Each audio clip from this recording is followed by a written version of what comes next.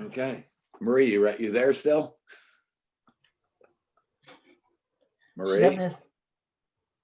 Yep. Okay. All right. Yes, yes, I'm here. Okay, thanks. Wasn't sure. Good evening, everyone. Welcome to our first meeting of 2021, and Happy New Year to everyone. Hope everyone had a good holiday.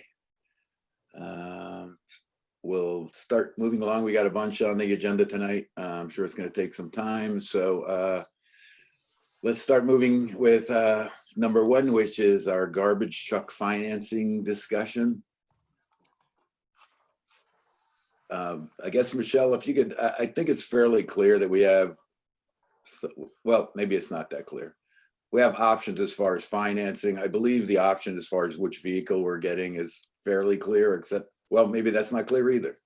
I guess there's two options with that.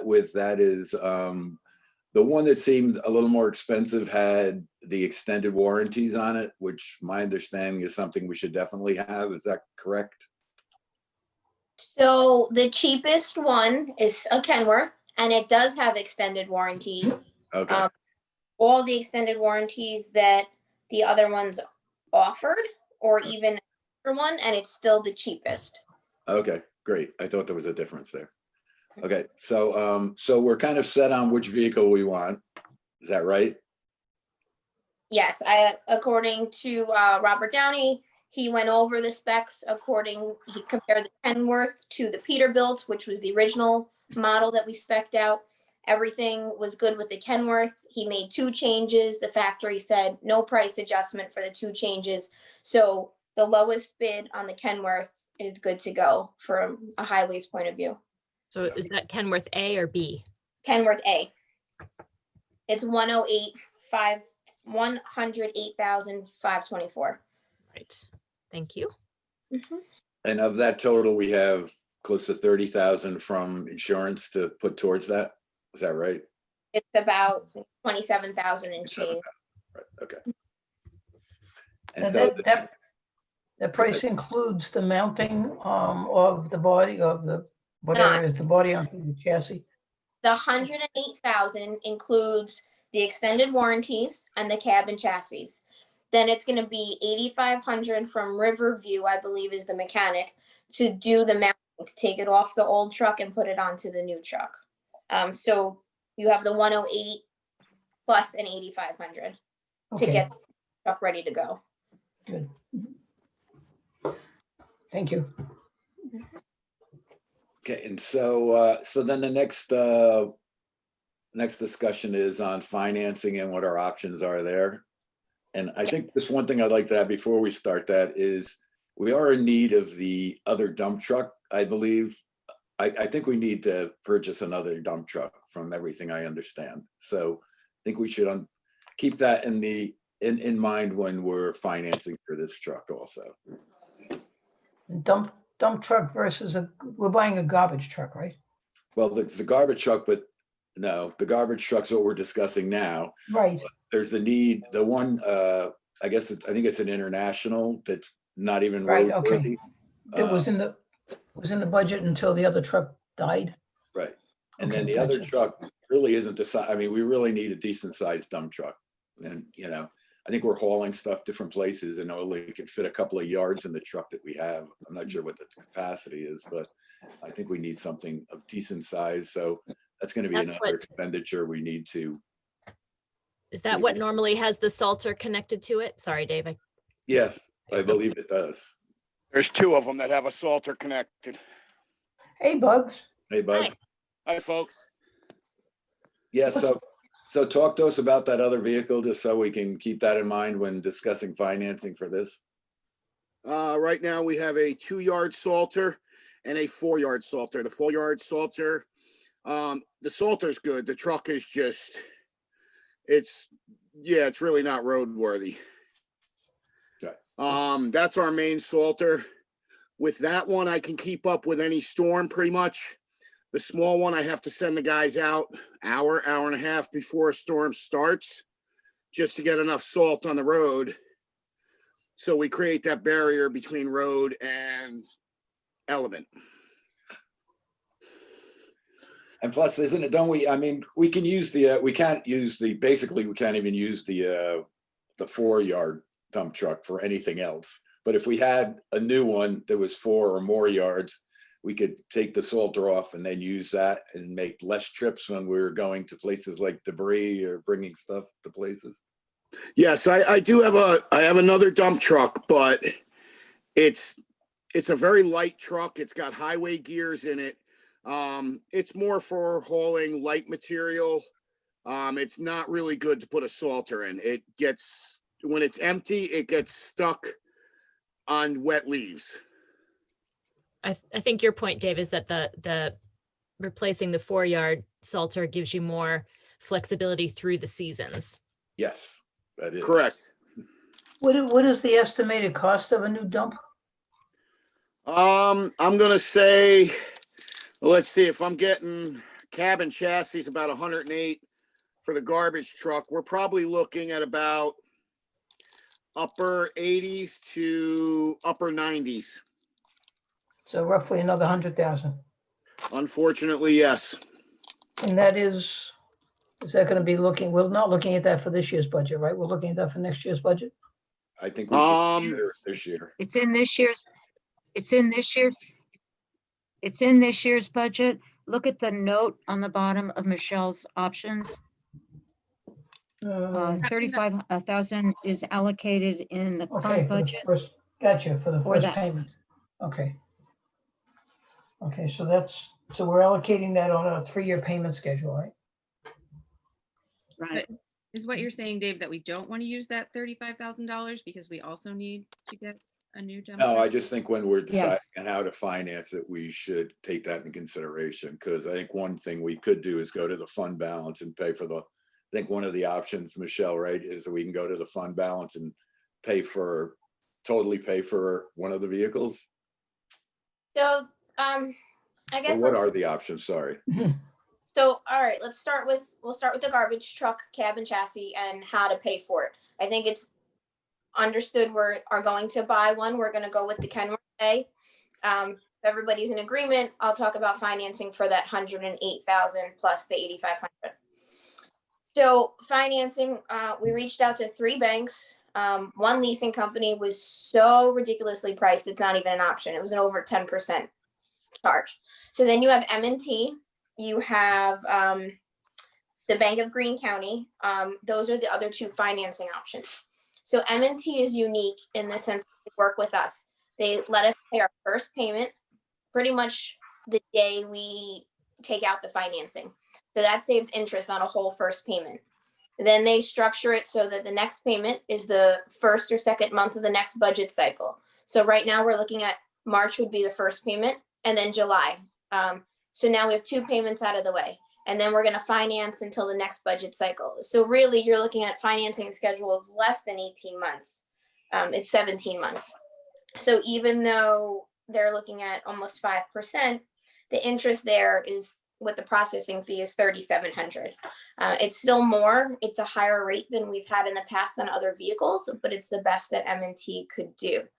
And then now if you move to the Bank of Greene County, they're giving us a 1.8%, 1.79. They do a typical 3-year schedule. So you have the vehicle for an entire year. And after 12 months, you make your first payment. So this is a 36-month finance. But they have a unique situation in which they're not going to just give us a vehicle lease. They call it a lease even though we own it. They want a bond. So then we have to get a bond attorney in to take out this loan. And the bond attorney quoted us anywhere from $2,000 to $2,500, with a ballpark of $2,250 as being the idea. It's the same attorney we use all the time for our bonds. So even though the interest rate's so low, the fees to get the bond done is so high. So now you're looking at $5,200 on top of it. The Bank of Greene County also, they only want to finance $82,000. So we would use the insurance money to pay down towards it and then take out a loan for $82,000. M&T only wants to give us the higher amount. So they want us to take out $120,000, which would be the full price of the vehicle, not counting insurance, and includes mounting. I asked them if they would come down on the amount that they wanted, but I think they're looking for interest, so they wanted to keep it high. Then the third option is, pay for it with what we have, a combination of fund balance, combination of savings from the budget.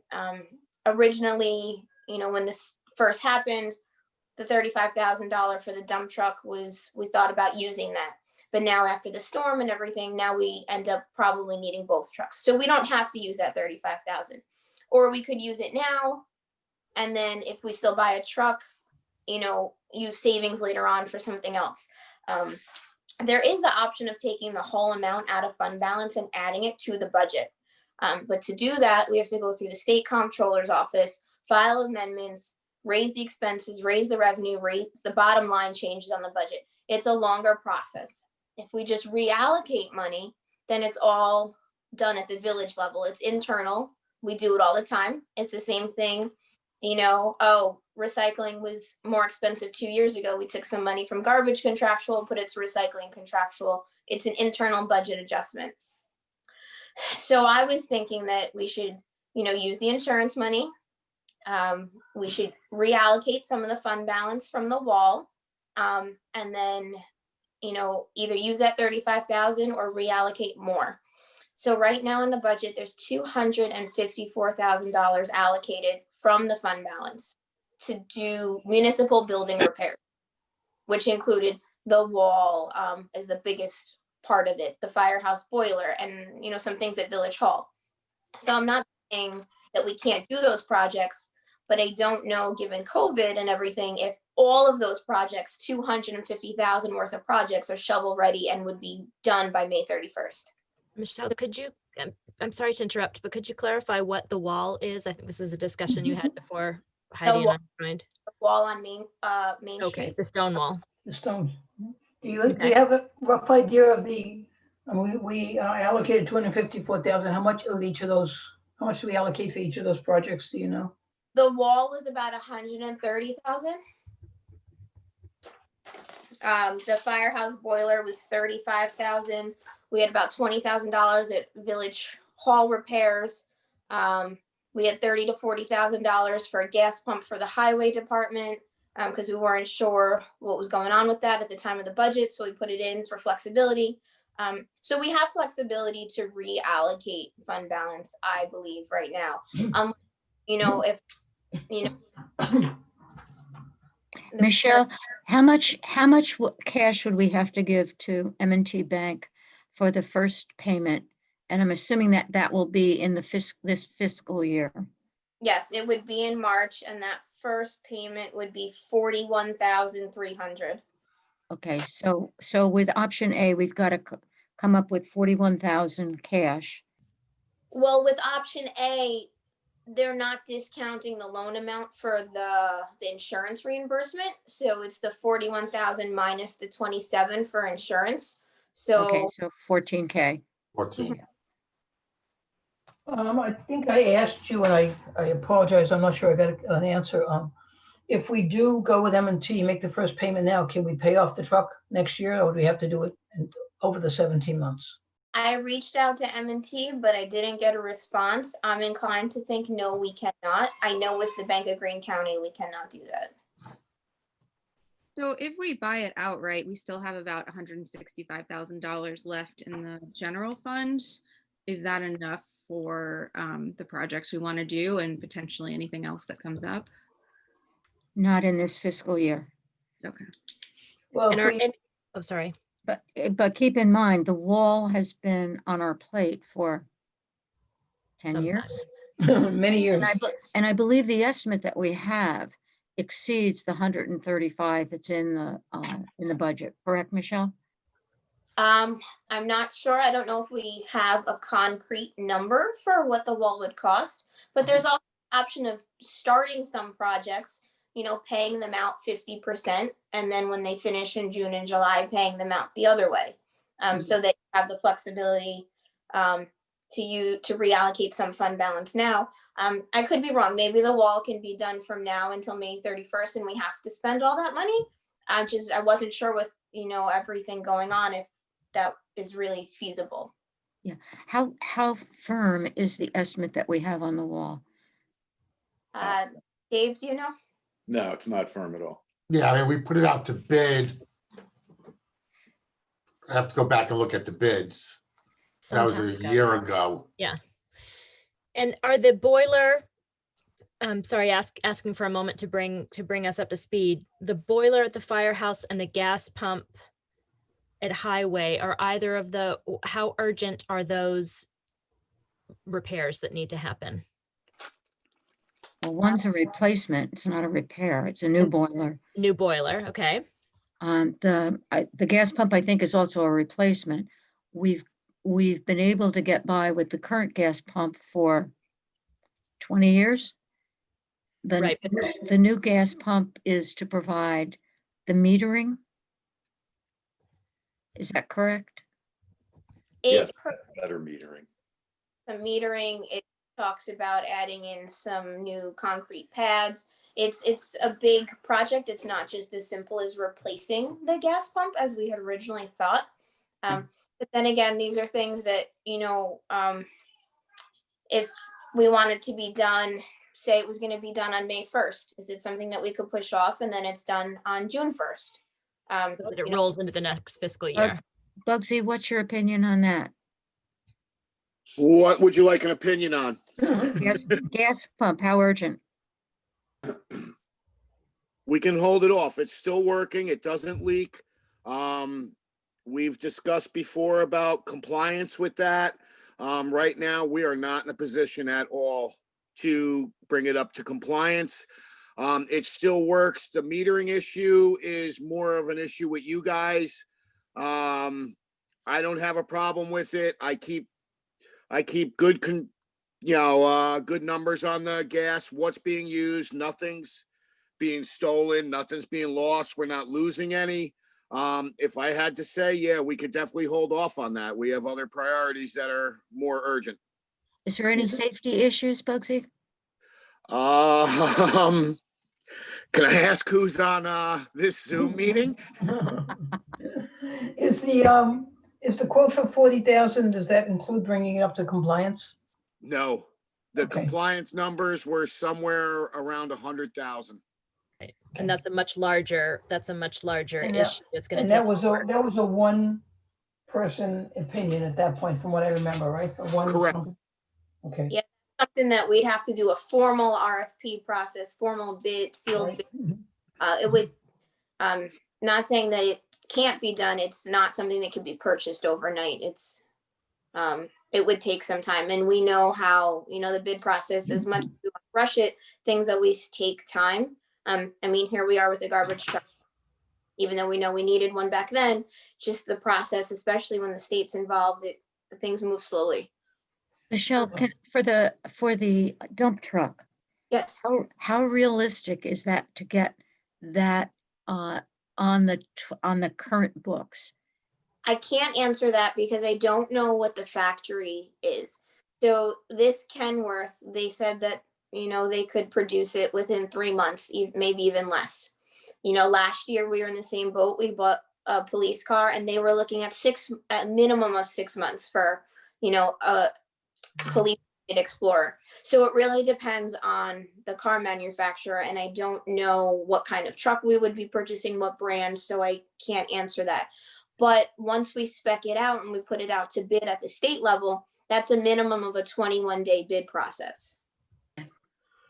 The 254,000 that we have in the general fund, in addition to that, we have the 27,000 from the insurance, right? Correct. Yeah, that Okay. 165 includes the 26,000 from the insurance.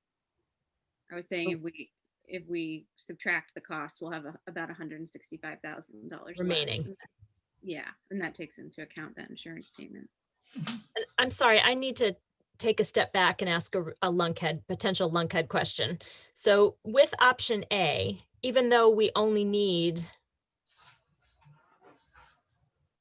108 plus the 8,500, so, no, never mind. That works out. It's roughly 120,000, it's just a little bit over. My head was imagining it to be much more than we needed, but it's not. Never mind. It was a lunkhead question. Carry on. Michelle, do we just go to certain banks, or are there only some that will work with municipalities, or are there other banks that we don't? Um, We had to get 3. I want to say we reached out to 4, I believe. 3 answered. And some banks, you're correct, they choose not to work with municipalities. M&T and the Bank of Greene County usually are municipal friendly banks. We've gotten Key Bank before, but we've been using M&T lately, and our bank accounts are with M&T. So in the past, they've had the most interest friendly rate. But I mean, if we want to, we could look for more quotes. I don't know if anything would be more favorable. Mhm. And we reached out to Key Bank on this, didn't we? I think we did, yes. Let's We go back reached and out look to- at. That yeah, we might reached out- answer. Well, it seems like there are things that we need to optimize for in the decision making, right? Replacing the garbage truck, putting ourselves in a position where we have the opportunity to replace the dump truck, because it's not far down the road, and we've already had trouble with the salting mechanism in the last storm. So we really are thinking about 2 major purchases and leaving some portion behind for the most urgent of these 1, 2, 3, 4 items, and some bit of cushion if something else comes up or goes wrong. So Sorry. I'm sorry, what? No, finish and I'll go. Well, no, so it seems like we want to be choosing the option that allows us to best position ourselves for the 2 vehicles, since they're both needed. I mean, I've seen that dump truck. It's falling apart underneath Okay. the driver. A point on the dump truck. In all likelihood, it will take a month or more to get a bid out on it, get a state response from it, and then find out whether or not we can get it. Being not an optimistic person, I doubt very much that we'll have it here by the end of the snow season. Oh, But- understood. But I think that Dave is right, that we need to be thinking about this as the immediate purchase that needs to happen with the dump truck, but positioning ourselves best so that we have the capacity to get the dump truck as well. I'm sorry, garbage truck and then the dump truck. Yeah, I mean, the dump truck date to me seems to be May 31st. We have to make, we have to make the purchase in this fiscal year. We have money allocated in the budget for that over and above Right. the 254. Oh, I thought, okay, okay. I thought it was in the 254. No, it's in addition, What is the amount in addition to the 254? 35,000. 35,000, Say that again? 35,000. Toward the roughly 100,000. Right, 90 it's to the 100. first- Well, it would first be a payment. 3-year. It would be a 3-year deal. It's the first payment. It's the bottom note on the sheet from Michelle. Right. So Okay, maybe I see it there. So makes me feel slightly better. Okay, keep going. Whoever was, sorry, I interrupted. I was just gonna ask, or are we gonna have to finance at least one of these trucks? It seems like to me, is that true, Yeah. Michelle? We probably should finance at least one. But then again, it becomes a broader discussion with the board on how much fund balance the board is comfortable having. Our fund balance as of May 31st is almost $1 million. Yeah, it's 98, 950 or, it's like $950,000. And So, we are restricted in the total that we can carry, correct? no, No, no, the state leaves it up to the municipalities to decide. The state, if they have to give a guideline, they say 20 to 25% of your total operating budget as a minimum. So, we're sitting here at, almost $1 million, and it's, when does the village start spending and what does it spend it on? Or do we, it becomes a bigger question. So I think for now, we have to decide how to garbage truck. And then when budget time comes up, decide how we're going to purchase other large projects, large vehicles if needed, what happens with taxes, if anything. and then have a discussion at that point. Right now, not that it's totally time sensitive, but it is. All these interest rate quotes from the manufacturer, the state, we put the bid out a while ago, they want answers. So, you know, thinking we have the discussion tonight and hopefully we come to a resolution next week. But there's also the option of if we want to buy the dump truck flat out from fund balance next year or reallocate, you know, payments towards it next year, we can. We have 35,000 towards a highway equipment truck thought to be the dump truck. Then we have this 254,000 allocated of our fund balance, which would be for general municipal repairs. It was slated for some projects. Maybe we could push off some of those projects. And I think that right now, that might be the best way, because at the end of this year, come May 31st, according to my projections from 6 months in and 6 months to go, we're going to have more savings again, a lot in part due to COVID. So I don't know if it's worth the financing. It's only 4,000, but it's still $4,000 that we might not need to spend, especially since M&T is offering so much money. So now if we take out 120,000, you know, we use the insurance payment towards, you know, the first payment. And then if we don't buy a dump truck by May 31st, that's another $35,000 that's going to go back into the fund balance and then get reallocated next year. So I don't know how the board feels and flexibility versus using fund balance. But I think for now, we should probably just use that allocated fund balance. So the 254,000 allocated fund balance is not in any way affecting the 958,000 fund balance that we have, right? Yeah. Okay, Is that a no? I didn't hear it. that's a, no, it's not at all affecting that. So we have both.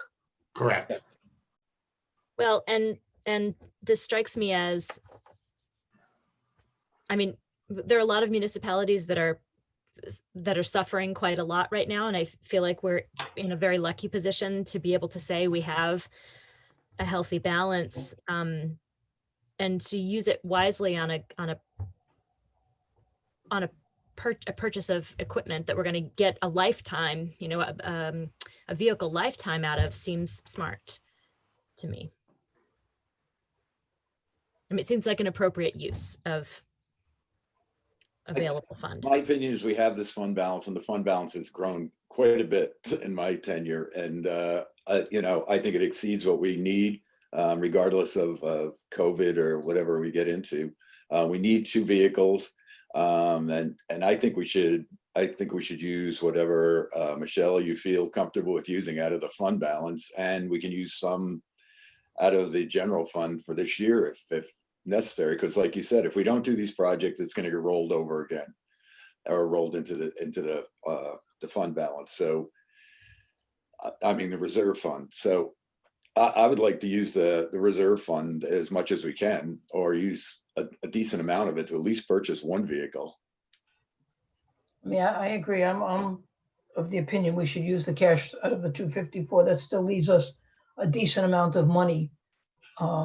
We take the insurance plus the 254 and spend 100 and whatever it is, like 116,000 for the truck, including the installations. We still have a decent amount of money, so I'm all for using the cash we have. I Okay, agree. but Dave said the reserve fund balance The allocated fund balance. as So- opposed to this year's fund balance.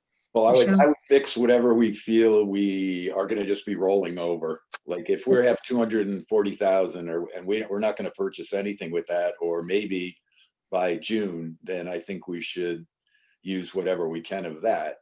If it I makes agree. sense. I And then- agree. So reallocate in the current budget for the garbage truck. Then we'll go out to we'll put together bids. We'll get with Bugsy to get specs for the dump truck. Yeah. And put that out on the New York State system. Marie, when you said 30 days, I don't even think that's realistic. We're probably looking at 60 days before we have bids and we can finalize the dump truck, but at least we're in the right direction. And then we have to see how long it takes for delivery. I can't help it, Jeff. I'm just such an optimist on these things. We know, we've been down this road. Listen, just Bugsy, the pickup truck for highway department. Look what, there was a long lag and wait for that, so. Yes, We don't know what the delivery is gonna be on the dump truck, but we'll start working on that. And find out that. that'd be great. Do we, I know this probably doesn't go in this discussion, but of the things that the 254 was allocated for, the firehouse boiler had a quote of 35,000. We looked at that and the quotes came in very high. Was that the issue with that? Yeah. I thought the problem with the boiler is that we got a bid for X, Y, and Z from company A and a bid for A, B, and C from company B. I thought that we had bids that had different. So not comparable. Yes, that's definitely what happened. That's one of, and they also came in pretty high. Yeah, so we need a consistent bid package Right. for the boiler. And which we didn't get from our new engineers. So we need to rethink that or draft our own. Yeah, which to me seems to be the next, I mean, I think that's definitely one of the next. the next most important. Wasting a lot of money with that Yeah. boiler that's there now. Yeah. It's like burning. We're lucky it's a mild winter kind of. And what are the Village Hall projects? The 20,000 for Village Hall projects? We had finished up some of the courtroom repairs. We had wanted to do some work in the storage in the basement, and take a look at, air heating and air conditioning, especially on half of the building, because there is no air. There's like little tiny window units on one side of the building. It's just for Jeff. What do we care? Yeah. Come on. When you got an air conditioner in the window, Jeff. Okay. I'd like to add too, that if we reallocate, so this 254, it's been budgeted for. If we reallocate it and everything aligns perfectly and all that 254 for the other projects comes to fruition and we need to pay for it, we can always, if we had to, do a budget amendment then with the state comptroller. But if we file with the comptroller now to use money that hasn't been allocated, they might turn around and be like, we'll just reallocate and do, they might say what you're doing and come back to us again in May if you need it. So I think that would be the best way to go. And then if we need it come May, we could always cross that bridge then. Yeah, so the lease paperwork now. Yes. Yeah. In the interest of time. Seems smart to me. I'll have a resolution for next week's meeting to move forward then with option C for the garbage truck. Great. Thank you. Great. Thanks, Jeff. Thank you. Thank you, Thanks, Michelle. Michelle. Thank And you, thanks, Michelle. Thanks, Bugsy, Bugsy. for holding everything Thanks, together Michelle. while we get it done. Bugsy, I want to ride in the new garbage truck. Me too. You can ask Mike Lyons about that. He went for a ride with me the last time.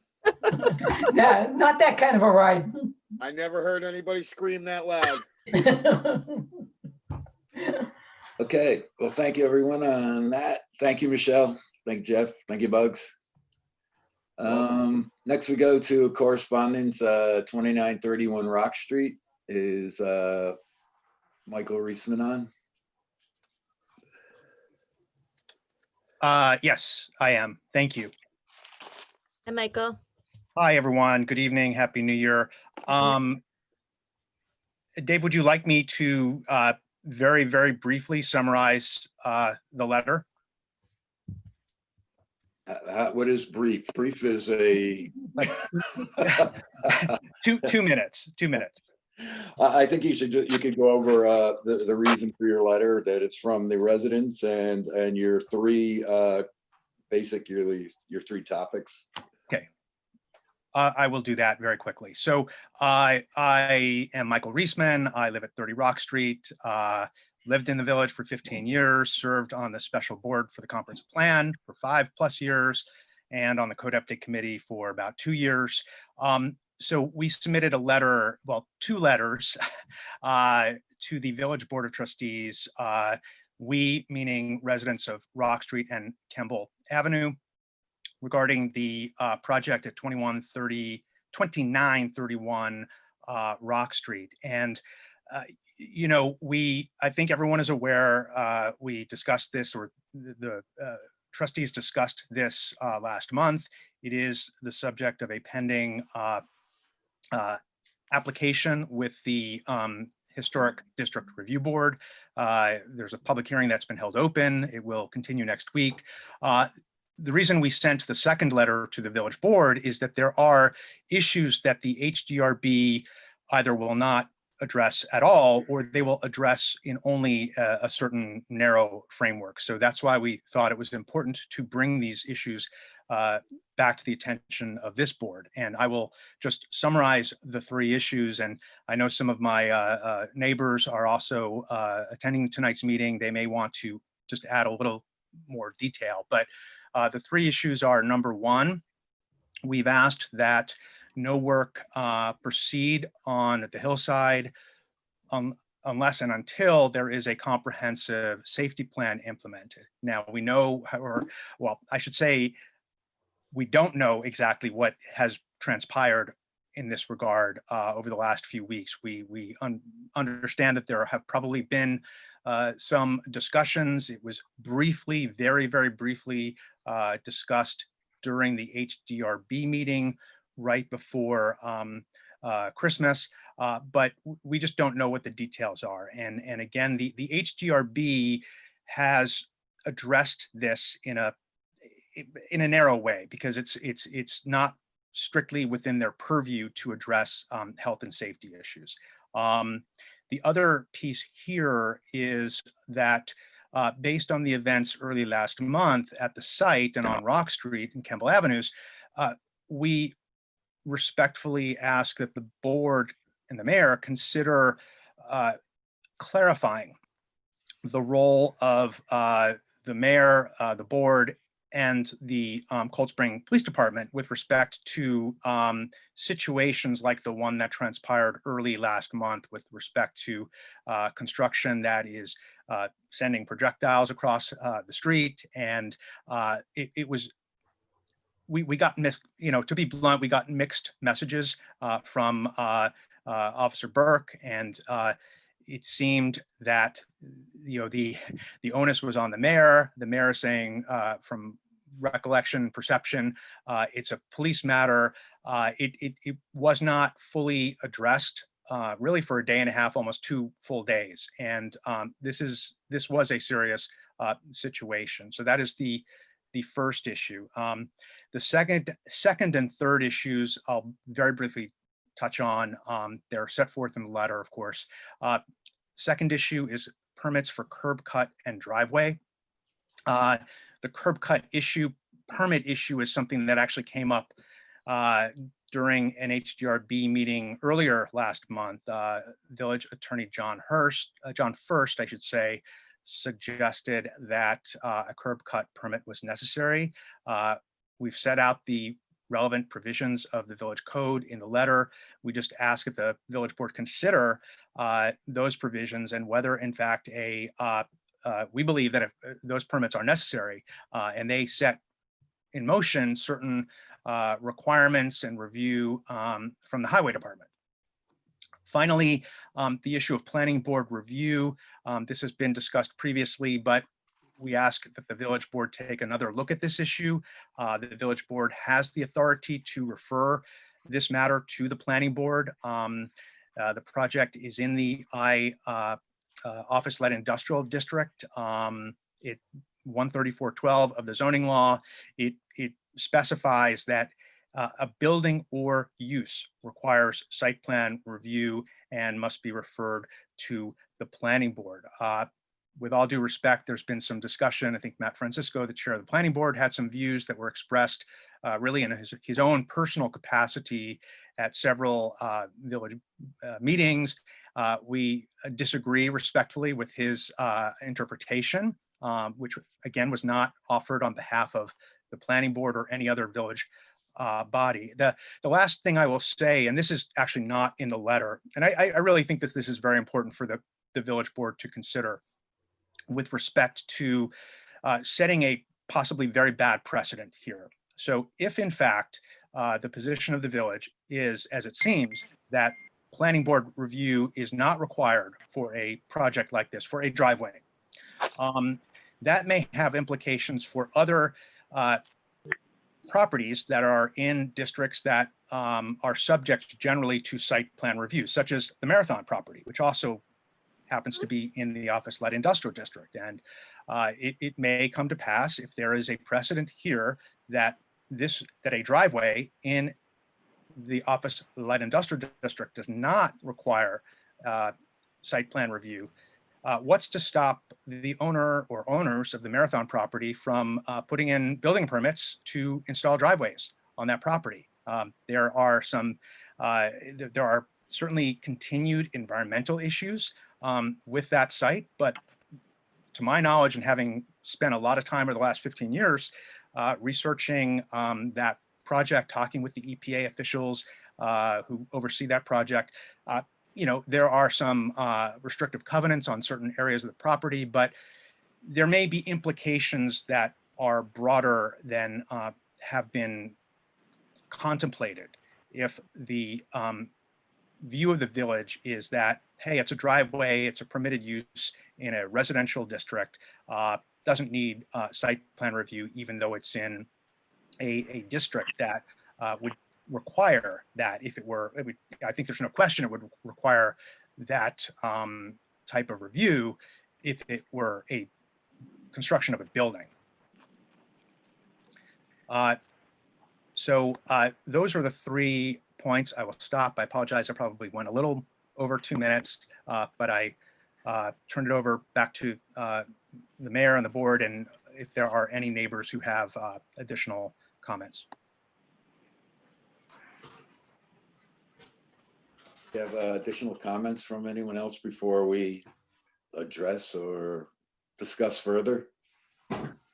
Hi, yes, Trevor McCarthy. I live at 25 Kemble Avenue. Me and my wife live here. I mean, everything Michael said in the letter and what he just said, I think all of us are in agreement with. Our major concern, obviously, is the projectiles, the granite coming off the rock face coming across the street. Also, the use of large vehicles on such a tiny little road. My driveway is maybe 15 feet from the property. Also, the concern with us too is because it's such a large excavator. I mean, even the closer neighbors who are even, say, another 20, 30 feet closer than me, I mean, it's the issue with the vibrations, the foundations. Assuming this project moves forward, my concern is that it's going to be shaken. We would like to have somebody come in and inspect our foundations, basically, because the concern is that this thing puts out such massive vibrations, and we're within 50 feet of this. If this continues, we're talking about possible structural damage to our homes. So, if a structural engineer, someone comes out and surveys our foundations to document what's there, any cracks that are there, and then as well, if any other cracks occur from this project, that's definitely something I think. Excuse me, Mr. McCarthy, could the person who is on 845-265-0073 please mute your That's device? Marie, Kathleen. That's Marie. Maybe she can mute while people are talking, because we're getting a feedback loop. It's Marie. Marie got lost out of Zoom, so she came in on phone. Okay. I mean, that was pretty much it. It's those things. I mean, it's it's our foundations, our homes, which are very close to a, 3-story tall excavator, essentially within feet of it. So that was the major concern. Also, obviously, the granite flying across. I mean, because it literally did. I know he said last week, and I don't think anybody else. A lot of the town board wasn't there, but they weren't rolling across the street. I mean, these things were literally flying at speed, eye level. I mean, it's granite. It's a massive excavator. It's chaotic. So, it was kind of scary for a bit. Is it going to hit our houses, our cars, us? So yeah, those are my main concerns, along with the other things that Michael got into in the letter. As well. But you know, that I guess that's it. Thank you. Yeah, thank you. Anyone else?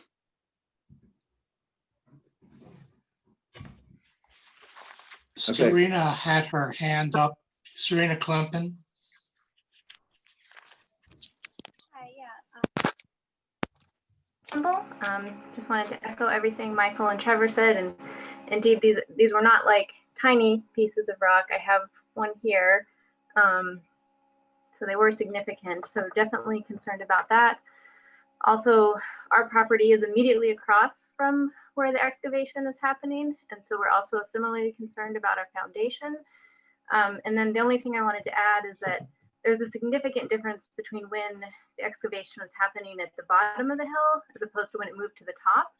And so any measurements that or assessment that's going to take place needs to consider when it's happening closest to the bottom of the hill in the street and our properties, rather than at the top of the hill as well. Hi, this is Mary. I just want to be clear what the issue is. Is it about a driveway? Or is it... Wait, hold. Mary, whoever, we have no idea who you are, where you are. Could you identify yourself? And I don't know if you got in. Sorry, my name is Mary McHugh, and I'm in Cold Spring. I'm in Phillipstown. But I just want to understand, because I own a property along the road there, or that exits onto Rock Street. I want to understand whether the issue is the driveway or the excavation. Well, as far as I know, the excavation is the driveway. It's basically what's happened. They're going to have to excavate large, massive portions of granite out of the rock face to make the driveway at a specific grade, so that you're able to, you know, without any problem, drive a car up it. So that's I think really what the discussion is as far as the. It's really the excavation then that's causing the issue, right? Well, it is, but it's also the drive. I mean, I'll say this, I think the drive, I mean, and I'm not a board member, but I mean, for me, the driveway is definitely, I mean, it's destroying a natural resource of the street. I mean, the street is Rock Street, and it's essentially going to demo out the entire rock of Rock Street. So, you know, aesthetically, I just don't think it's part of what I moved to this village for. I moved from the city. I didn't move into the suburbs. I wanted to be we wanted to be in a little cute little village, and now, you know, we're Okay. So that's okay. I get it. I think it sounds to me like the excavation. I had no idea this was a problem, and this is why I dialed in, because I wanted to find out what the problem was. And it sounds like seriously the excavation is the issue here. People can have driveways, but they can't, or you have an issue with them tearing up the rock, create the driveway. The board, I believe the HDRB is ruling whether the driveway is permitted. And then my concern with the town specifically is the health and safety. I mean, the HDRB isn't gonna deal with the health and safety. The town should deal with it, assuming this moves forward. Dave, may I request that a board member or the mayor respond to questions from the public, please? Yes, I was just going to do that. So hopefully it was going to end the career. Yeah, we can't get in a back and forth between residents. If you'd like to address the board and ask, please do. We'd be glad to try to answer questions. I don't think it's very productive going around, you know, one person talking to another person and not to the board. We're here because you want to discuss it with the board. So is there anyone else who would like to comment, you know, or ask a question of the board or state, you know, anything differently? I know it's this is very concerning to everyone, but you know, if you have something, if you'd like to say, I agree with what was just been stated, that's fine. I don't think we need to go into a longer discussion on the same issues. I think we understand the issues pretty much. So, you know, we're here to listen, but you know, if we can keep it moving, that would be great. And you know, if there's something different that we haven't heard yet and that you're concerned about, before we kind of try to answer some of these questions, that would be great. like Alan has his hand raised. Hi, this is Alan Warnick at 15 Rock Street. I'm not as well versed in the rules of the town as Michael. I think he presented our position very well. I have two comments. One, it seems to me that this is a major construction activity, and that there's no planning board or other body that is reviewing such a major activity strikes me as inappropriate. Again, not knowing how these things operate as well as Michael does, but it seems to me there ought to be some kind of oversight or review before something of that measure happens. Secondly, regarding should this go forward, which I hope it doesn't, but should it go forward, regarding the question of safety, noise, and other issues on the street. At the last time we discussed this at the board, the mayor, I think, mentioned that, this is a small town and not everything can happen as fast as we would like, and I appreciate that. But I would remind us that the first complaint by a neighbor, from the time that complaint was made, it was 2.5 days of really uninhabitable situation on the street. The vibrations and noise are so loud that really you can't work, you can't think. If this should go forward, there needs to be some kind of control and supervision and review, because it's clear that the property owner is not responsive to concerns about things like falling, rocks flying and other things of that matter. On the third day, when we were talking about after the board said it should be closed down, but before the order had been issued to the property owner, he said, well, we're going to put up, fences and guardrails so that the rock doesn't flow, but that never happened. So there needs to be some kind of intervention of some sort to protect the street and the people who live on it. So that's my comment for now. Thank you. Hi, Dave. Yes. Yeah, it's Ron McConville from 29 Kemble. How you doing, Ron? Good, good. How about you? Not bad. It's been a few years. Yeah. Anyway, I'd just like to make a couple comments. Obviously, this is adjacent literally to our property here at 29. And I'm a little concerned about the driveway itself, like everybody else. I agree with what they've said. And what I understand that they're gonna chip all this rock away and then they're gonna put item 4 on it. Is that correct? I've heard that, but I don't know if that's their final, that's what I've heard at the meetings. So Right. Well, okay, so we're on the same page, but my concern is that I don't know what the gradient is there. It seems to me to be fairly steep and on top of rock. And I'm not so sure that the item 4, besides everything else that has been mentioned, will hold up under heavy rain or snow. We've noticed over the years that from the existing driveway, which is fairly level, that we've cleared a lot of the gravel and the item 4 off of Rock Street itself, because the problem is it drains down onto Rock Street and will jam up the drainage right at the corner of Rock and Kemble. And as a result, we got a lot of water running down in our basements. I'm sorry, our sidewalk, so on and so forth. So I would like to be more informed about how that's going to hold up over the years. And then what happens in the winter when they got to plow it.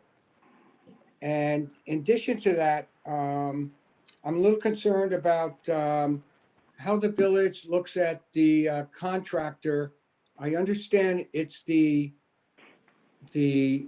would be Mr. McComish's responsibility, but is there anything in place there that the village would kind of vet the contractor?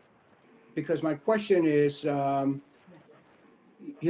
valid or how good is a contractor, so on and so forth? And is it possible that village could be liable if they grant a permit for that? Well, they've already granted it, but do they do any research to make sure that the people involved are valid?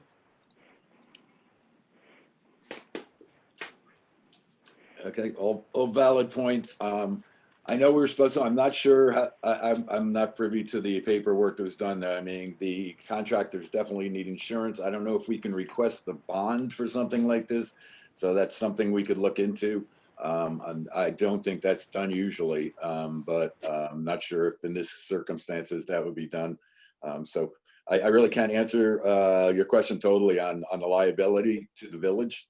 I'm sure there's a liability to the owner for sure, and that he should be covered. So I will look into see if there's anything else further that the board can, the village can ask from the contractor, and see where we go from there. And I'll get to your some of the other questions, kind of, Ron, when I discuss them kind of in general. Okay, I appreciate that. My last question would be, how do you guys review this specific project? Who reviews it, and how do they look at it? Does everybody kind of look at it, or just kind of piecemeal, or something like that? Well, it goes to the code enforcement officer, and our code enforcement officer looks at the application and deems it either complete or not complete, and either gives a permit or not. Usually no one else, or she can refer to the other boards. In this instance, she didn't feel like it needed to go to any of the other boards. The HDRB disagreed with that and brought up a discussion on that. And so that's why I believe that the permit was revoked or has been held, whatever, suspended, till HDRB reviews it. So usually it's up to the code enforcement officer. I mean, the board doesn't look at every application. We don't look at any of the applications unless there's an issue. And then the code enforcement would, she would refer it to the other boards, either planning or zoning, and if she felt that it was necessary. Okay, and I promise this will be my last one, but we're on the same rock that the driveway is. So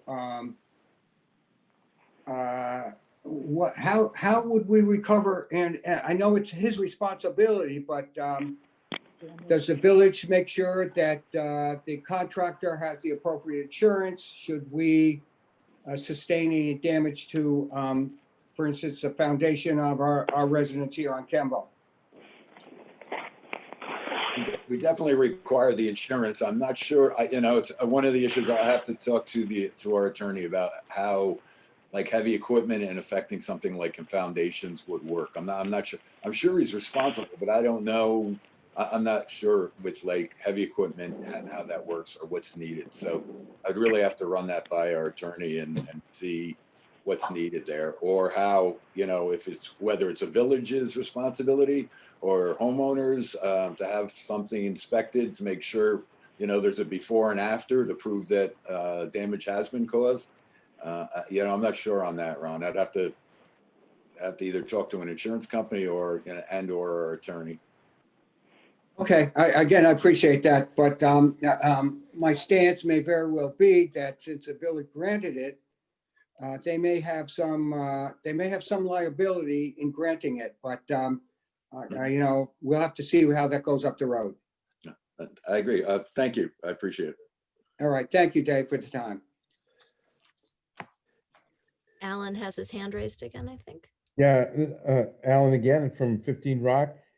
The last time this issue was discussed, there was some talk about, speaking to the town attorney. And it seems to me that it would be prudent, rather than going forward with this project, that there be some hold on the permit pending some discussion of some of these issues.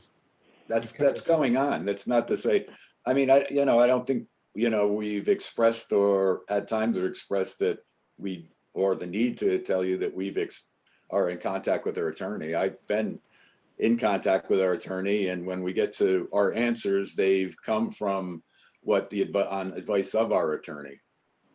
And to clarify, Dave, is it correct that a stop work order still is in effect Yes, and the building permit is rescinded or on hold pending the continuing review of the HDRB, correct? yes. So that everyone's is- clear? Yeah, there is no building permit It is- right now. The It's one been that was rescinded. issued has been revoked. Okay, thank you for the clarification for everyone.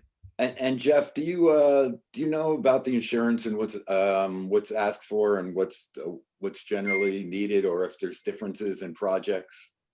No, I mean, there's the standard certificate of liability insurance. I believe the limit, it's $1 million. I'd have to go back and check what the requirements are. Workers' comp and Putnam County license is what's required. Okay, thanks.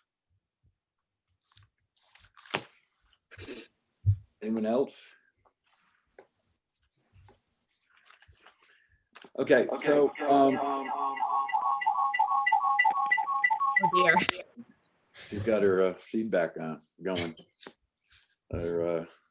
So I'll make some comments on and try to answer some questions. I think I have to be careful on what I say, because it seems like whatever is said, and this seems like it could be headed to litigation at some point. So I'll be careful and try to watch my wording. I have been talking to our attorney and asking him questions, and I've sent him the letters which you have sent, or which Michael sent us for his review, and then ask questions on them, especially the 3 topics that were brought up. The first one, I think, and I guess I haven't been clear, we're definitely understand and agree totally with you on the safety and the need for a safety plan for this project. We understand that loud and clear. We totally agree with you, whether it's small rocks or dust or whatever. It definitely shouldn't have happened. There should have been something in place, and it hadn't. If the project does move forward, there will definitely be a plan. We've asked Michael and whoever else has contacted us to please talk to our code enforcement officer, but that hasn't happened recently. But she's well aware of this issue, and we've made it clear that we need a plan, and there will be a plan implemented. And as you've stated, it needs to be supervised.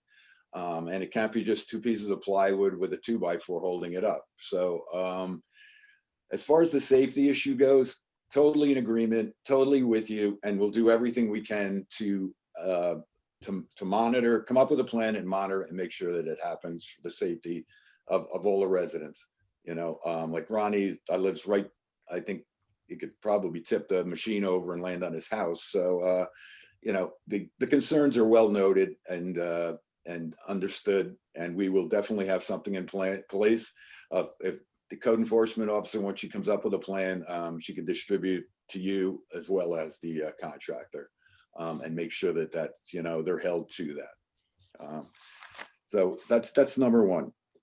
Number two, a part of the letter, there was street openings were cited, and just to clarify my understanding, and from a couple of different applications that we did have to look at, street openings in our code refers to, and this is my interpretation, and what also when I talked to our attorney, his is when you open up the street, not opening a curb or not opening that, you actually cut the pavement, open the pavement to dig down for connections or whatever. So that's what openings is in our understanding of the code.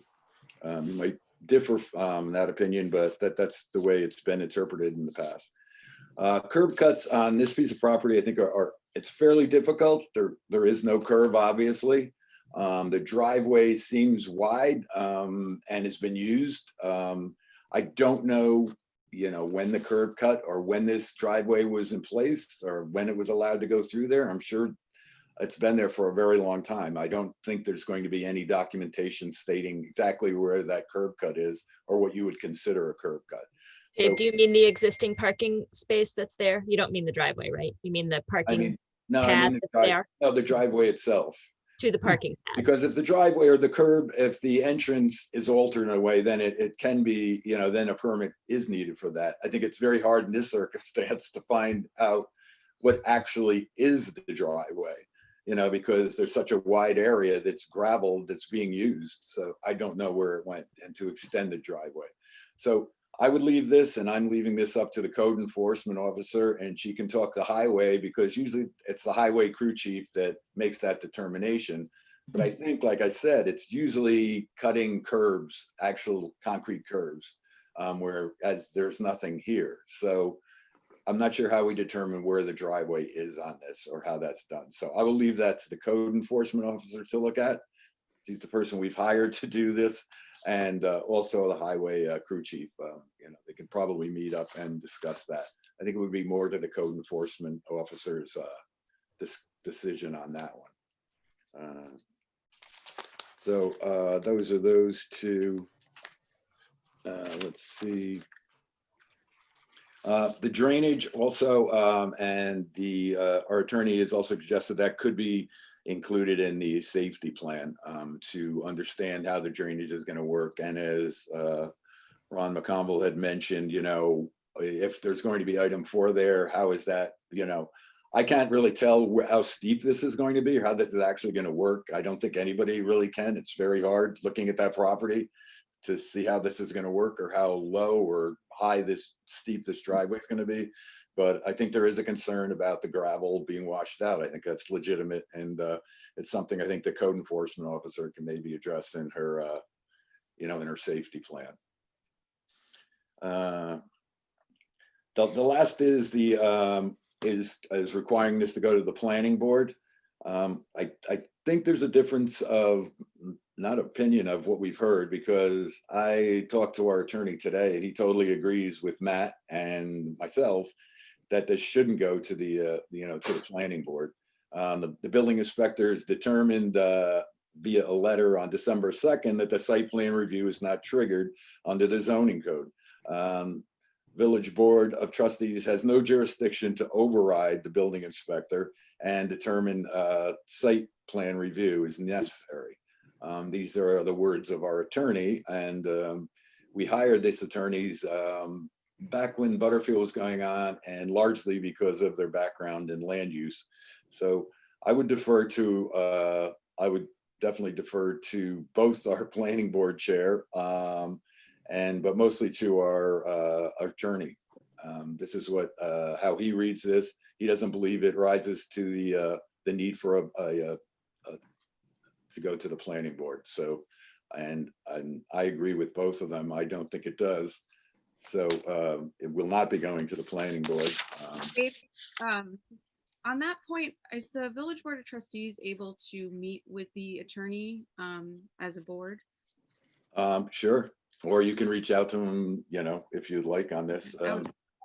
I could have I think it would. I could schedule a Zoom meeting. Yeah.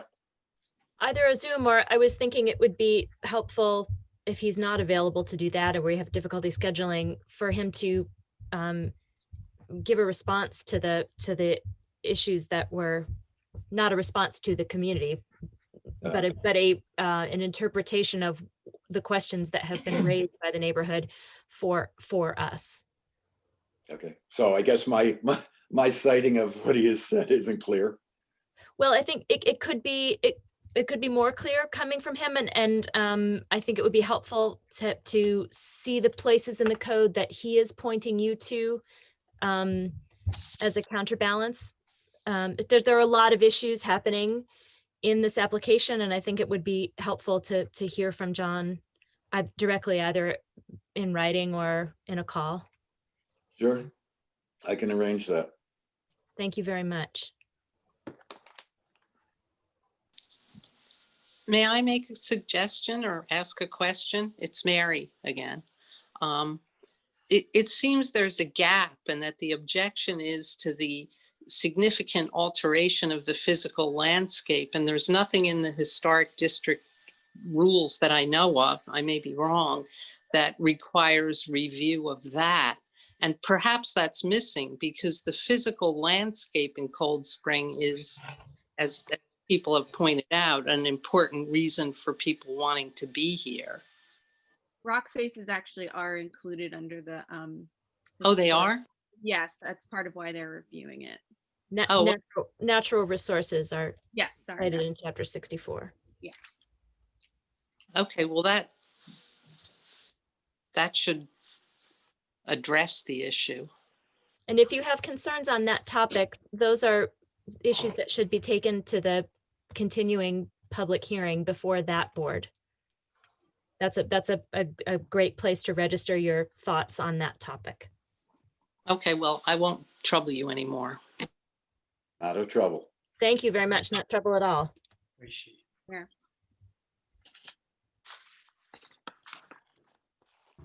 Okay, well, I was hoping we tried to, I would like to have had this conversation after the HDRB. Will, I believe you can still, the public hearing's open for writing. So I think you can still write to the HDRB, and do you know when their next meeting is? Is it the 13th? I can look it up. I don't remember. I think it's It's a week from tomorrow. The 13th, yeah. 13th. So I think that would be all the viewers here and residents. I'm sure you'll be tuned in, but you should tune into the Zoom meeting for the HDRB and follow that discussion.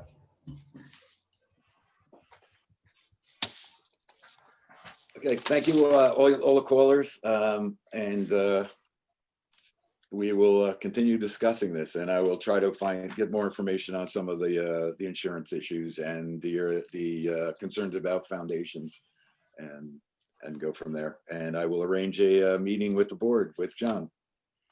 Thank you so much. Or if you would like to put things in writing, we can do it that way also, so we don't use up a lot of time, but whichever way you'd like to go.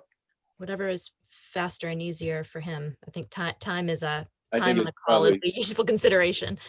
I think it'd probably be better if we can do a Zoom meeting, so I'll discuss that with him. Okay. And thank you everyone who brought concerns. I just want to say they're all very well thought out and well presented, and we do appreciate you participating and letting us know. So thanks to everyone.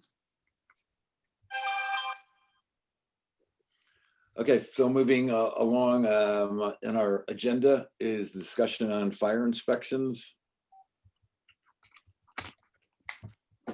I guess there's a few questions on that. One was the fees, and then there was another issue that was brought up. Marie can speak to that as far as contradictions in the code. But the fee and the fees were kind of not clear and all over. And then Fran had suggested we just eliminate fees totally for the year to start things, which is countered by Charlotte saying this is going to be a long process. It won't just be a year. So I'm not sure how everyone feels about the fees. There was just some quick back and forth. So maybe if you'd like to weigh in on that, Fran, if you want to start, or just. My thoughts were basically, and I understand what Heidi said and also what Marie said, but my thoughts were basically with the pandemic, and I'm thinking of business owners who may have to pay for an inspection. That's just sort of like smacking them when they're down. And I was hoping that we could waive the fees, at least for the basic first inspection, provided that once the letters get out, that they respond and set up their appointments within the 14-day limit that Charlotte sets for them. I also understand that there are people who own multiple residence buildings who may not have been hit at all with this pandemic and probably are not suffering. It was twofold. My thoughts were twofold. One was to give everybody a break, and the second was to get people on board and say, if you respond to this letter and set up your appointment within X amount of time, we'll waive You're frozen. the fee. I'm sorry, say it again? You were frozen for a minute. Oh, I'm sorry. That was the initial fee for the initial inspection. So my thoughts were twofold, to waive the fee to help people out and also to get people on board with getting this done. So Um, incentivizing Right, participation. and we're, So- So friend, as it turns out, the inspections are of a parcel, not a business. And so business owners, retail owners would not be requested to schedule an inspection. The owner of the building would be requested to schedule an inspection.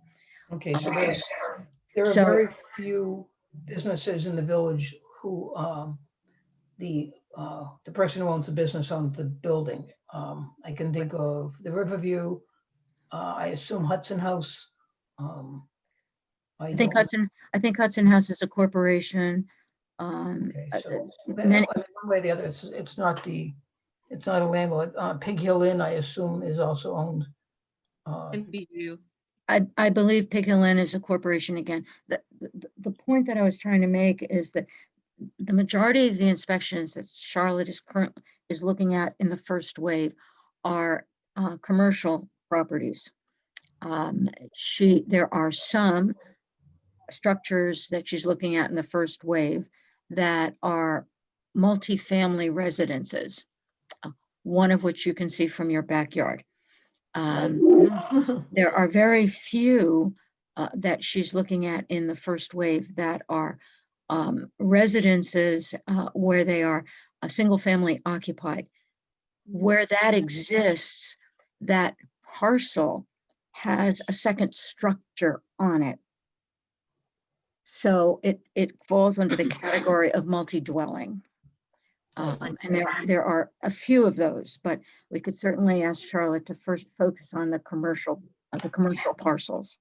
So we're talking about income generating properties. No, we're Most talking, commonly, no, we're talking about properties which have a property class code of commercial. income generating because it has a commercial use within the property, right? If I'm a landlord and I have a building that has a store front, it's an income generating rental property for me as the parcel owner. Or if you're a property owner and you have 4 apartments in your building, Right. that you are then identified as a commercial property. Right, still an income generating Right. property, right? Okay, Right, but it's And the classification, it's the property class. Understood.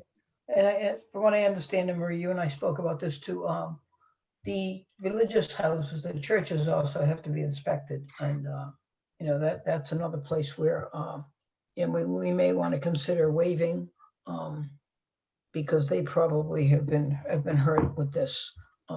So, I mean, I can go either way in this. I just thought it would be a way to incentive, to give out an incentive that says, we know we haven't done this. You're This freezing needs to up be done again, on a Fran. regular basis. Sorry, am I freezing? I guess So is it turn, we lost you, Marie. you're freezing? What's that, Marie? You got cut off. I Breaking up. yeah, I think I maybe I think Google's getting me off now. Right now, Charlotte is not identifying any charitable properties. Do you know what the fees were a little bit confusing me. So are they $25 or $75? I think $75. The $25 fee is for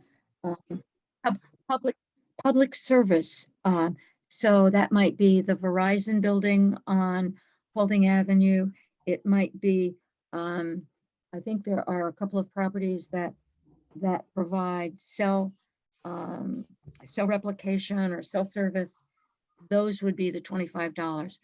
The majority of properties would be that fire inspections tri-annual per New York State Code at $75. Reinspection is $50. so. To kind of compromise, what if we brought it down to $25 or something that would cover an hourly rate for Charlotte and not 75? I don't think from what my initial conversations with her when we hired her, I don't think it takes that long to actually do a, to do a walkthrough. So I would guess it depends on the status of the building. And since these buildings haven't been inspected in years and years, she may But find more than.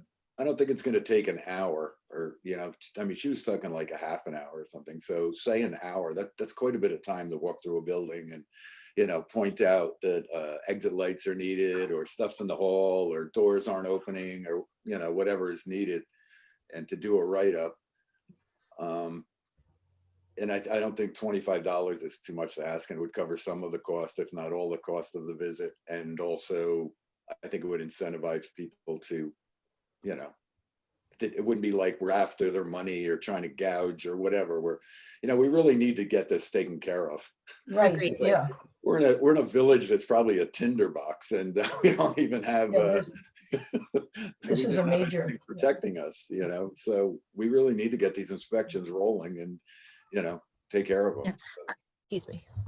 I think at $25, I sent an email out today that described a building inspection that I participated in about 3 years ago, where it took about an hour to do a building inspection of a single, it was a single floor with a loft.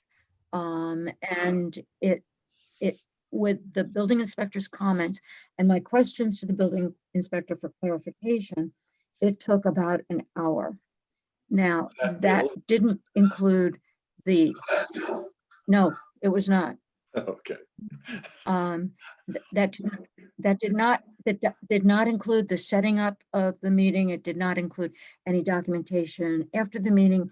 It did include the building inspector's handwritten comments on the form, which, as it turns out, I couldn't read afterwards because I think the form was in triplicate, or it was a four-page form. Anyway, it seems to me that it is optimistic to think that it will take Charlotte an hour to set it up, conduct the inspection, document the inspection, and then do any follow-up that is required. I would tend to agree, given my own experience as a landlord of a multi-family home. The inspection itself doesn't normally take long. It's the paperwork before and after, and the letter to me telling me what elements of the code I need to come into compliance with, et cetera. Okay. But I think the spirit of what you're saying, Dave, the spirit of what you're saying is right in terms of a compromise to cover some fee is a nod to getting the work started and meets Fran's desire to incentivize. I think just getting going is really, really important. So I don't want to spend a zillion hours trying to figure out the hourly rate. We should land on something and move. I did not mean to get into the hourly rate. When I talked to Charlotte, that's what she said. And I didn't mean to say that I had nothing to do with the conversation, actually, except that she thought it would only take an hour. She said it would take a half an hour or whatever. And she didn't say paperwork or time walking or time breathing, whatever it takes. I just brought that up. So I don't think it takes an exorbitant amount of time. We are paying we're paying a building inspector. It's part of our budget. There's nothing in there that says she's going to be reimbursed by inspections. So, if she has time to do these and do her other job, and we can make some money on it to get this rolling and start things and get things moving, I think it's worth it. And I agree. I'm not sure, maybe $75 is nothing to anyone anyway. Yeah, no, I mean, $75. I'd like to see the letter read that, the basic fee is 75, but the board has decided to, to lower it to 25. So people are aware of what's going on. Sorry, Heidi. Well, I was going to say, maybe as a compromise, we can just say $25 if you respond within 30 days. After that, the fee goes back to its original $75. Something like that is fine with Totally me. fine. That sounds like a good midpoint. I would think $50, and the response time that Charlotte is suggesting is 14 days. Right. Right. So 14 days. If you make your Right. appointment within 14 days. I mean, $50 is not, $50 to a business owner could be a big deal, but $50 to a building owner is, I think, not that big a deal. And it is also, Marie, it is, if they're income generating properties, it's a deductible expense. So But we're also talking about a situation where for almost a year, people may or may not have been able to pay their rent. People may or may not have been able to get income. Well, it's the building That's owners. true. Well, maybe some of the people are not paying rent. We don't know that. Well, We they really can, don't know. they can ask us for a waiver. I just paid $840 for a building permit for a reno. It's like, you know. Well, that's for the town. So, you know, you live in the wrong town. What did they say they made last month? I forget what Bobby said. Well, something should we ridiculous. vote maybe on what we think this standard should be, whether 50 or 25? Sure, I will go for 50 and all in favor of 50. Yes. Aye. Okay, there's 3. That's that I heard anyway. So let's go with 50. And I think we should include, like Heidi said, a little note saying, you know, we want to get this rolling. It's $50 and blah, blah, blah. Yes, and it's only for, and it's only for 2021. Okay. Yeah. That rate, you mean? Mhm. Yep. And the reinspection is still at 50. Yes, the reinspection stays. Yeah. Okay. Good stuff. Thank you. Thank you, Charlotte, for moving on this. Yes, I'll I'm communi- really I'll happy to see communi- that going forward I'll finally. communicate to Charlotte. Does this need to I'll be the communicate to fee Charlotte. schedule? Does this need to be modified by resolution? Because of the fee schedule. Yes. I believe it. I don't- because it's in the Does it, but code. we're making an exception and we're not really Yes. changing the fee. We're- We're not really changing the fee. We're Yeah, just, we are for 2021. yeah, but we're just waiving some of it. We're not changing it. We're changing the fee for 2021. Okay. Go, Jeff. There'll be another resolution for next week. Okay. Got it. Great. All Okay. right. I'll also work with Charlotte in prioritizing. I'll also work with Charlotte in prioritizing the parcels. Okay. Thank you. Did we need to discuss, or you're going to clarify with Charlotte on the chapter 40, whatever we were discussing, conflict in the code? Marie? I communicated with John. He doesn't feel that there is a conflict with the current 40 and the current 134. I communicated that to Charlotte and she's fine. Thank you. All right, next, the statement from the Board of Trustees. Both Heidi and I think Kathleen put together a statement, which I'd like you to read. But before we get into that, you know, this is a terrible way to get off to the new year. I don't think any of us want to get off to the new year like this, or, you know, I just wanted something light and kind of whatever. I think we're all hoping that this little calendar change that we created would bring, you know, better times. And well, that's still to be seen, I guess. But there was an incident at Desmond Fish Library on January 2nd, which is inexcusable, and it's continuation of the hate and ignorance of a very few. I'm hoping a very few. It seems like that. And much to the detriment of our village and the character of it.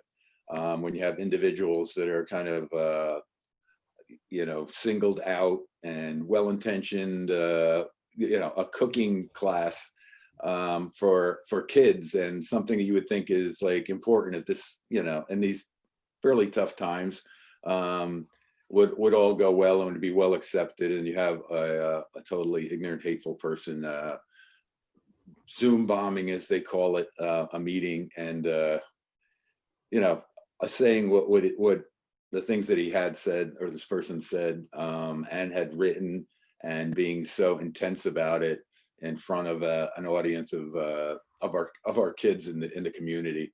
And although it didn't happen in the village, I think we, you know, all stand with you know, with Garrison. Our kids are mixed in with that. They have events and everything, and they're all together, so it's kind of the same.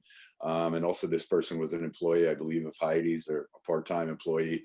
So it's really distressing, and you know, there's no way to really stop hate. I guess you could bury it as far as you want. It somehow keeps popping up. So I'll let Heidi and or Kathleen read a statement. But coming from me and as representing the board, I just say we find this disgusting, and and totally condemn it. There's no ambiguity about this one. It's straight up racism, and it's just not acceptable. And our hearts go out to, mine does, to the person that this was directed at, and to the families and the kids. I think everyone should know, and I hope they all understand that that's really not a representation of our community, and it's not a representation of our board or myself, that's for sure.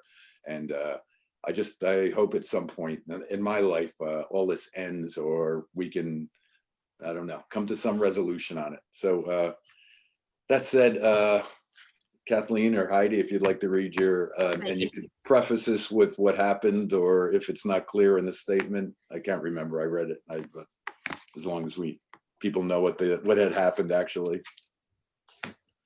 I can read it, Kathleen, if that's. Please do. Okay. So a statement on the recent hate crime at the Desmond Fish Library event. We were horrified and saddened to learn about the racist attack on a Black librarian during an online children's event at Desmond Fish Library on the night of January 2nd. Though this event did not take place in the village, Haldane students were present, and the Garrison Library is an important part of Phillipstown's community life. An act of hate committed by anyone affects everyone. We all have a responsibility to protect our children and any member of our community who is targeted in such a heinous way. We offer our support to the library, and we hope the culprit or culprits will be apprehended and held accountable. The library has reported the crime to the Putnam County Sheriff's Department and the Justice Department. The village board will keep the community informed as much as possible as the case progresses.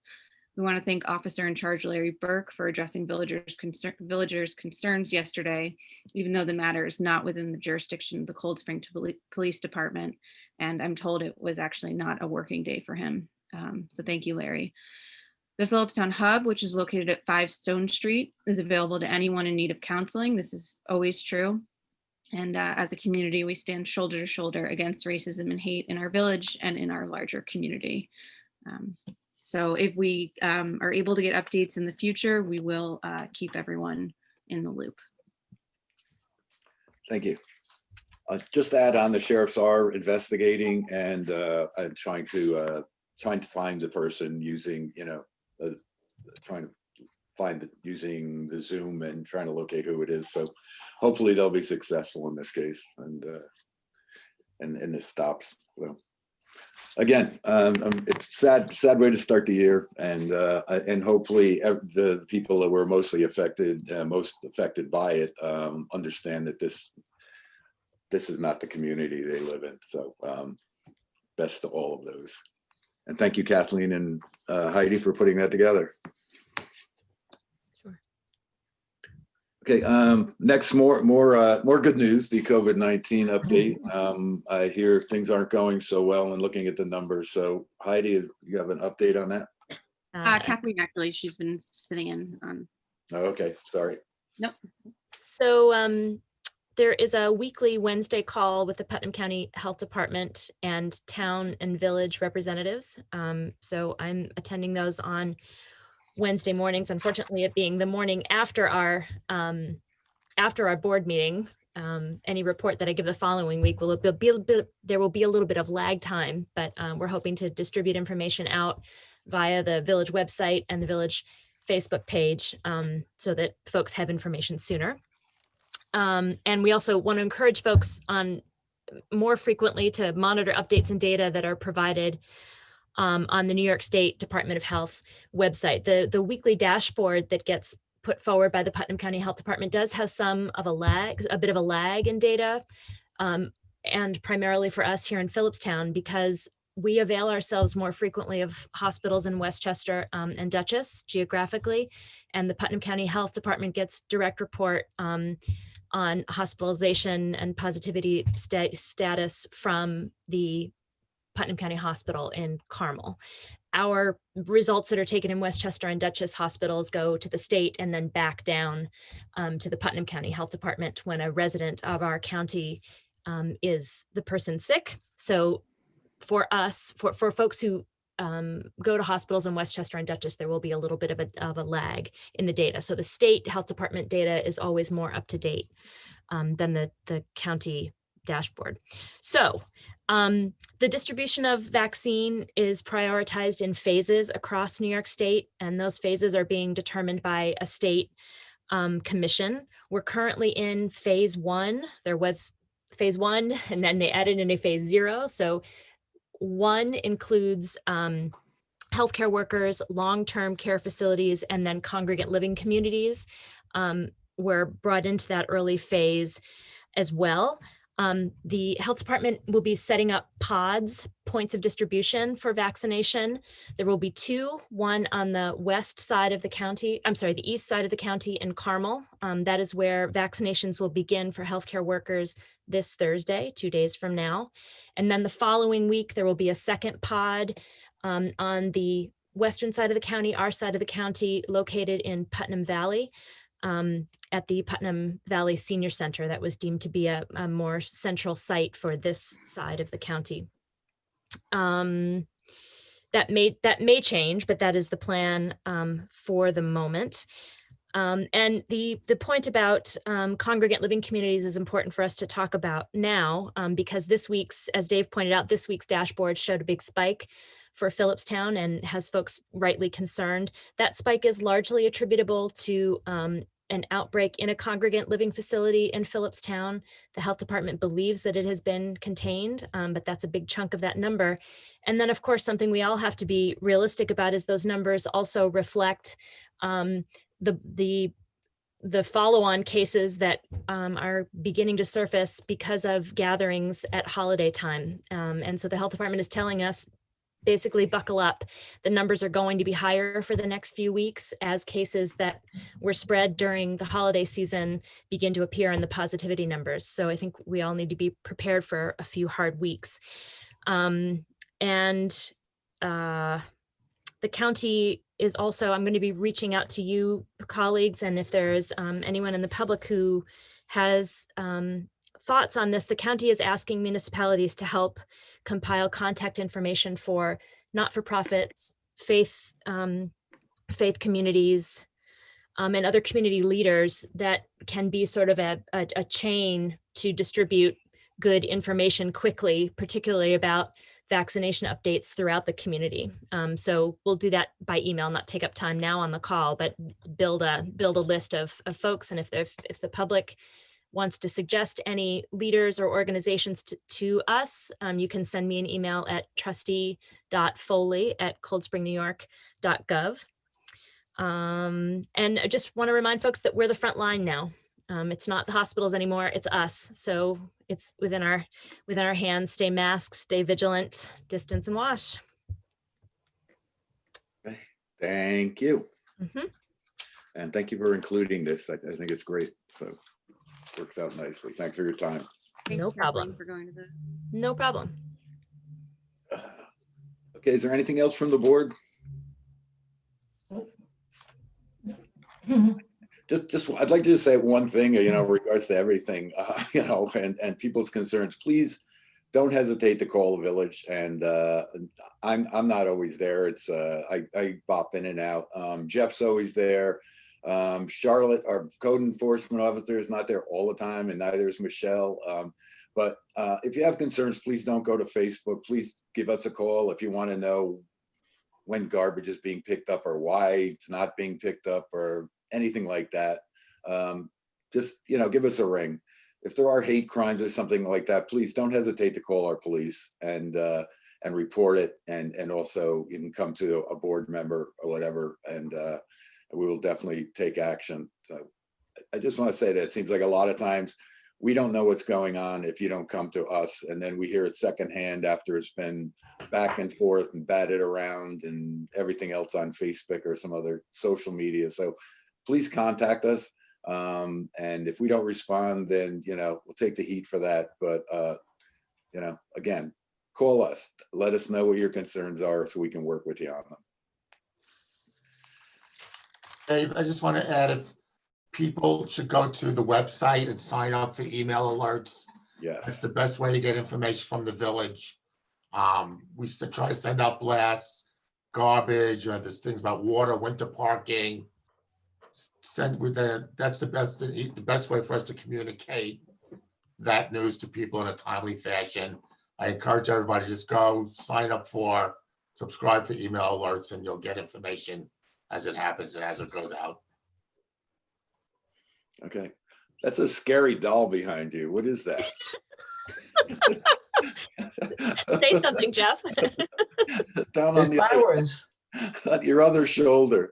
It's a fake plant.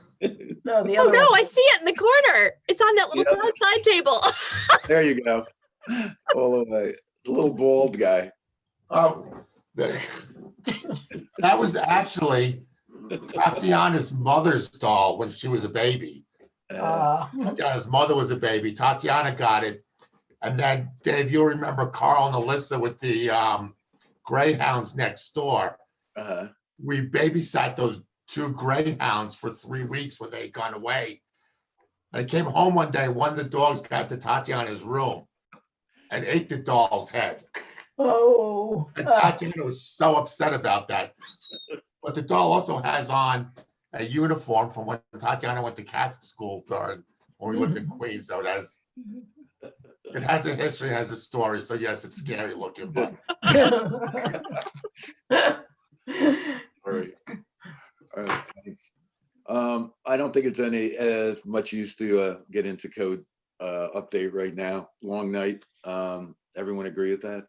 Yes. Are we going to schedule additional meetings just for code? I Because think we we seem- should. Yeah. And I Because also got to schedule by next week, we'll put on the agenda, I'll schedule a parking committee. We need to get that going too. Yeah, Yes. because, maybe Thursdays, every other Thursday or something, for code, I don't know, but, it seems like our meetings are getting longer and more important, things are discussed. So we need to get to code. Can, is this Thursday bad or open, anything? I can do that. I think I can do Thursday. I'll make it work. Is there anything scheduled, Jeff, or conflict with something that we wouldn't be able to have a Zoom? Or Michael, are you available? Or whoever is?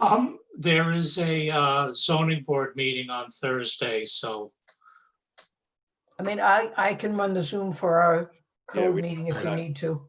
Okay, Okay, so I'm good with Thursday, if everyone else is, 6:30. Heidi and Marie, Yeah, can we do this Thursday? yeah. Heidi, sorry, I didn't hear. You're muted. Sorry, I was muted. I can make this Thursday work. I won't always be able to do Thursdays, but Okay. as much as possible, I can do it. Okay, 6:30, just- okay? Sure. Yeah. Okay. Thursday. 6:30 Oh, Thursday, but yes. that reminds me. So Wait, Heidi, before you go there, I see that there are a number of folks on the call tonight who I think were on because they were interested in hearing the discussion about short-term rentals. So I'm sorry, sorry that you sat through lots of other things and we didn't get to your topic tonight, but come back. What was that, Heidi? So, sorry, good point, thank you. just when we took the vote on changing the meeting time to 7 p.m., was that was just for the monthly meeting? That was, Yeah. we don't know. Was that? I know, I thought it was just for the monthly meeting and then it was back and forth. I don't know. We can discuss that again if that doesn't work, whatever. So our next monthly meeting will be at 7, which is next Tuesday. next Tuesday's meeting, yes. Okay, thank you. Okay, Jeff, you fill me in on getting the Zoom set up for Thursday. So Thursday night, 6:30. Yep. is I code, did- yeah. I also didn't offer public chance to speak and we have some time left. So was there anyone that wanted to discuss something? I didn't want to just pop off and not get to you if you've been waiting all this time patiently to say something. So is there anybody on that would like to make a statement? No? Okay, well, thank you, everybody. I think it was a productive, interesting night. Thank you all for your work and time, and I'll make a motion to adjourn. Second. All in favor? Aye. Aye. Good night, all. Good Night, night. all. Good Thank night, you. everyone.